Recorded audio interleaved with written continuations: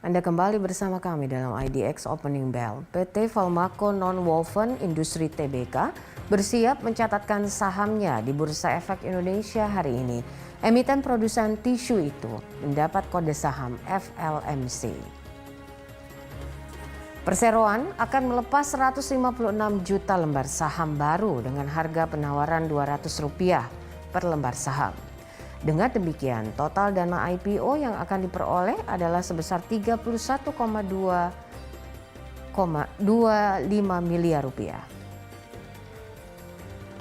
Perseroan menunjuk PT Victoria Sekuritas dan PT OneTech Sekuritas sebagai penjamin pelaksana emisi efek.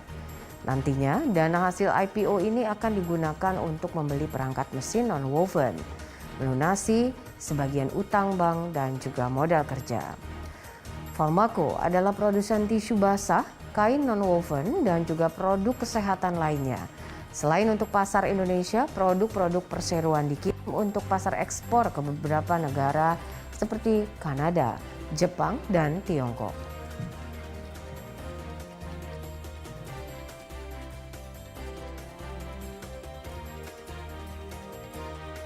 Ya, Bursa Efek Indonesia akan kembali kedatangan emiten baru, yakni PT Falmaco Nonwoven Industri Tbk. Bagaimana prospek emiten produsen tisu itu pasca IPO?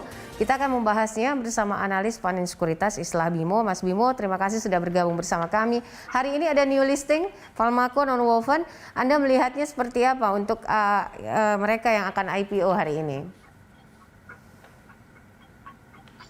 Oke, jadi buat Falmaco ini yang IPO pada hari ini, kita ngelihatnya positif buat Falmaco karena kalau kita lihat komposisi dana dari penggunaan IPO itu 40% akan digunakan untuk belanja modal atau ini yang dinamakan capital expenditure. Di mana belanja modal ini berarti dia ada dana untuk investasi bisnis yang dimana harapannya ini bisa memberikan multiplier effect buat bisnis dia ke depannya. Karena biasanya IPO seperti ini yang memang lebih diminati. Terus juga untuk pembayaran hutangnya itu hanya sebagian kecil dari dana nih. Bahkan kayaknya nggak nyampe 20%. Dia punya dana IPO yang akan digunakan untuk pelunasan hutang. Terus sisanya lagi sekitar 30%-an ini akan digunakan buat mereka tambahan, yaitu working capital. Jadi kalau kita lihat dari komposisi dana IPO-nya, tentu ini akan menimbulkan dampak yang sangat positif buat perseroan ini. Baik, akan ada dampak positifnya gitu ya. Tapi secara valuasi dan kinerja seperti apa, Mas? Oke, nah ini yang sebetulnya perlu digarisbawahi. Pertama kalau kita lihat dari valuasi, kalau kita lihat dari dia punya laba per saham, sejujurnya valuasi ini tidak tergolong dalam diskon ya, bahkan sedikit agak premium valuasinya. Karena kalau kita lihat dari laba bersih, ini yang kita masuk ke dia punya sektor bisnis, itu tekanannya adalah justru dari bebannya nih. Kalau kita lihat secara bisnis dari sisi demand ya, dari sisi demand tentu produk-produk ini sedang diminati. Kita lihat produk tisu basah, terus juga produk ini kan memang terkait dengan kesehatan. Namun kalau kita lihat dari bebannya, justru produk-produk seperti ini kan ada kaitannya dengan bahan-bahan kimia juga untuk dari pembuatan produknya sendiri, kedua dari packagingnya sendiri. Nah yang menjadi kasus adalah harga dari bahan baku, petrokemnya itu sendiri ini sedang mengalami peningkatan, trennya lagi naik. Jadi di sini marginnya memang dari bisnis akan tertekan. Makanya dia kalau kita lihat labanya juga lumayan tergerus yang di first quarter 2021 kalau kita lihat dari prospektus juga not so good ya labanya. Jadi memang dalam jangka waktu dekat ini memang ada tekanan dari sisi supply side-nya. Ini yang harus digarisbawahi. Oke, kalau dilihat dari sisi supply side kan ini kita memang masih ada tekanan karena kondisi pandemi juga. Tapi di sisi lain kayak blessing in disguise karena memang ini juga sangat dibutuhkan dari sisi sektor kesehatan gitu ya.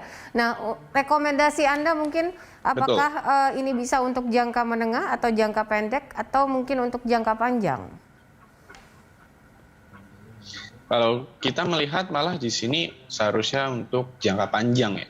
Karena kalau kita lihat dalam jangka pendek ini produk petrokimia itu dari kemarin benar-benar permintaannya tertahan banget.